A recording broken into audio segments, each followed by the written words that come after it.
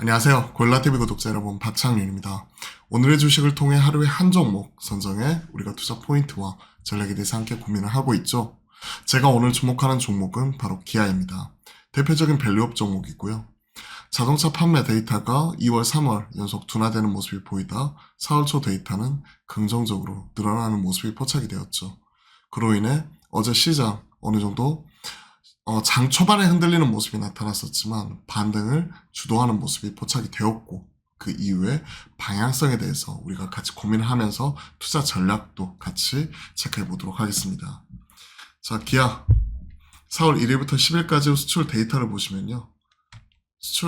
수출액 기준 164억 4,100만 불, 지난해 같은 기간보다 21.6% 증가를 했다. 반도체와 승용차가 동반 수출 호조세를 보였다 얘기 나오고 있죠. 그 중에서 반도체는 최근에 주도 섹터로 계속해서 시장 상승을 이끌어내고 있고요. 최근에 2월, 3월 두 달 연속 줄어들었던 승용차 수출액이 이달 초순에 8.6% 반등을 했다. 그러면서 자동차 부품, 정밀기기, 가전제품 등 관련되어 가지고 증가율 큰 폭으로 올라왔었죠. 특히 여기서 우리가 포인트는 두 달 연속 줄어든 승용차 수출액이 이달 초순에 8.6% 반등을 했다. 그리고 워낙 지금 고환율 상황이기 때문에 이런 수출주들은 가격 경쟁력 또한 좀 더 높아질 수 있는 것이고요. 그런 것들을 같이 한번 체크해 보시면 좋을 것 같고, 다만 이제 밸류업 측면에서는 시장에서는 이제 이번에 총선에 여당이 크게 완패를 했기 때문에 향후 인센티브를 주기 위해서는 이에 따른 세법 개정 이게 필요하거든요. 근데 그게 쉽지가 않죠. 그에 따라서 모멘텀 상실을 했다 얘기하고 있는데, 5월 달에 또 이런 밸류업에 대한 세부한 조치를 발표하기로 했었기 때문에 모멘텀이 완전히 꺾였다라고 보기에는 좀 이를 것 같습니다. 보시면요.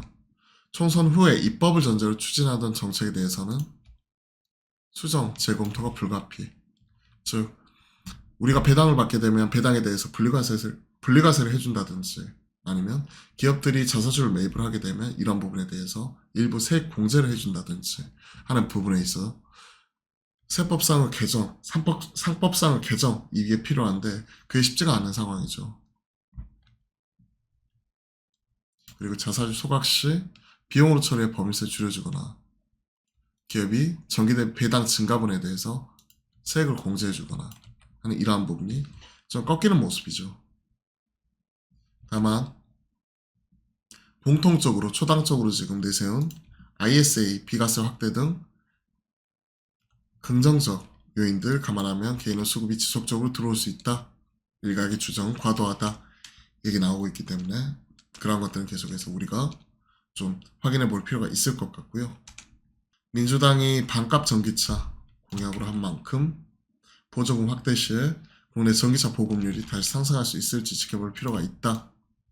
이 부분이 있는데, 이건 2차 전지뿐만이 아니라 국내 완성차 업체, 즉 기아, 현대차, 그리고 자동차 부품주들 전반적으로 긍정적 요인이기 때문에 이런 호재와 악재가 좀 섞여 있다라고 볼 수가 있을 것 같습니다. 자, 지난주에 인베스터 데이가 있었죠. 24년 차량 판매額, 홀세일과 리테일 보시게 되면 각각 3.6%, 4.1% 더 많이 팔겠다. 마켓쉐어도 더 끌어올리겠다. 그러면서 이제 성공적인 신차 런칭과 글로벌 공급 최적화, EV 사업 경쟁력 제고 얘기 나오고 있죠. 최근에는 하이브리드를 중심으로 워낙 차량 판매가 가파르게 나오고 있기 때문에 그런 부분 체크해 보시면 좋을 것 같고, 사업 계획이나 이 부분을 보시면요. 도매 판매액은 320만 대, 매출액은 101조 원, 영업이익 12조 원 지금 나타날 것으로 지금 추정을 하고 있고, OPM 또한 현재 11.9%까지 높게 지금 사업 계획 잡고 있습니다. 물론 이게 사업 계획이기 때문에 연말 가가지고 반드시 이대로 되는지 안 되는지는 우리가 분기단 실적을 보면서 계속 업데이트를 하고 연말 가서 이런 것들을 복귀해 볼 필요는 있겠죠. 하지만 최근에 전기차 수요 둔화 그런 우려에도 불구하고 하이브리드로 메이크업하고, 그리고 어느 정도 이제 시장에서는 이런 현대차, 기아, 코로나를 지나면서 가지고 있는 이런 경쟁력, 특히 친환경차에 대한 경쟁력과 함께 다시 한번 이런 매출액과 영업이익의 증가가 추가적으로 나타나는지 여부가 올해 우리가 체크해 봐야 될 관전 포인트일 것 같습니다. 그리고 작년에 워낙 또 기저가 높기 때문에 올 하반기 들어서서도 이에 따른 높은 기저를 극복을 하고 추가적으로 또 성장을 이뤄낼 수 있는지를 우리가 확인해 볼 필요가 있을 것 같아요. 자, 23년 영업이익 11조 원. 성장만 보게 되면 사실 재미가 없죠. 올해, 내년. 그렇기 때문에 양적인 성장보다 질적인 성장 확실하게 좀 나타나 줘야 될 것 같아요. 수요 둔화에도 불구하고 친환경차 약진을 통해서 글로벌 마켓 쉐어 자체를 큰 폭으로 또 끌어올리는지 그 여부도 정말 중요하겠죠. 자, 1분기 영업이익 3조 450억 지금 현재 영업이익 자체를 추정을 하고 있는 거고요. 그런 것들 우리가 좀 계속 체크를 해보게 되면 2분기 3조 3천억 3분기 4분기는 약간은 둔화되는 모습. 그러면 2분기를 피크로 이제 전강 후양 양상 이런 부분이기 때문에 1분기 실적 그리고 2분기 실적과 더불어 하반기에 대한 실적 추정치가 올라가는지 여부가 정말 이번 1분기 실적을 통해서 우리가 확인해야 될 포인트인 것 같습니다. 자, 그와 관련된 내용들 쭉 체크를 해봤고 기아 리포트 통해서 좀 체크를 해보죠. PR 6배 가지 못할 이유가 있을까? 근데 완성차는 항상 박스에 좀 갇혀 있었죠. PR 자체가 4배, 6배 막 이런 식으로 좀 박스에 갇혀 있는 모습 꾸준히 나타나기도 했었죠. 자, 쭉 이렇게 보게 되면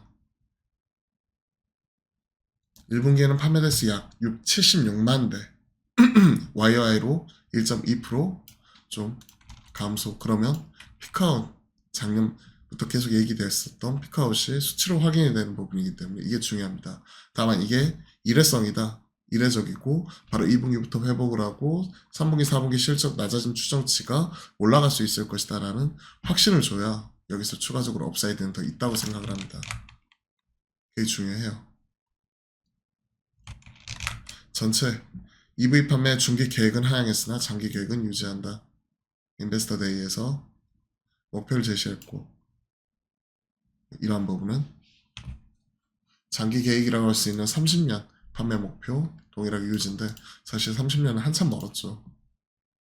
프로덕트 믹스 준비 IC에서 EV 내연에서 이제는 전기차 중심으로 옮겨가는 과정에서 경유지 정도로 생각했던 이런 하이브리드 쪽이 수요가 호재세가 보이면서 이쪽이 지금 강한 모습이에요. 22년에는 감소했으나 23년 플러스 53%나 증가를 했고요.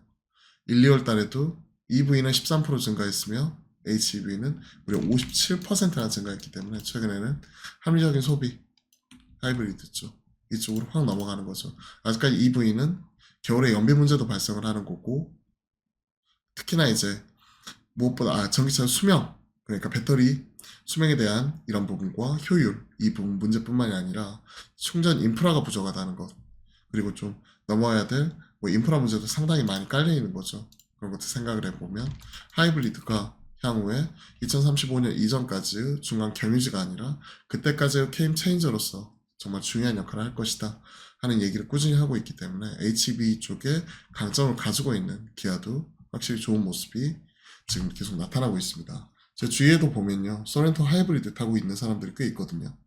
그리고 그 차량에 대한 만족감이 상당히 높더라고요.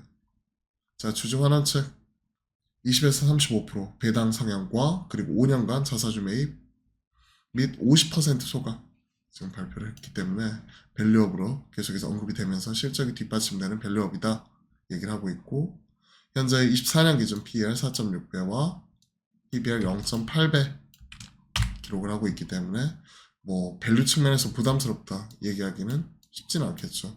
다만 그동안에 이제 히스토리컬 PER 밴드나 PBR 밴드 이런 것들을 보시더라도 상단을 뚫고 올라가는 모습은 약간은 부담스러울 수 있기 때문에 보시게 되면 이게 1.2, 1.0 그리고 0.8 이 부분인데 이 정도 선에서 지금 왔다 갔다 많이 하는 모습이 있고 한 배 넘어가면 부담스럽게 지금 시장에서는 받아들였던 거죠.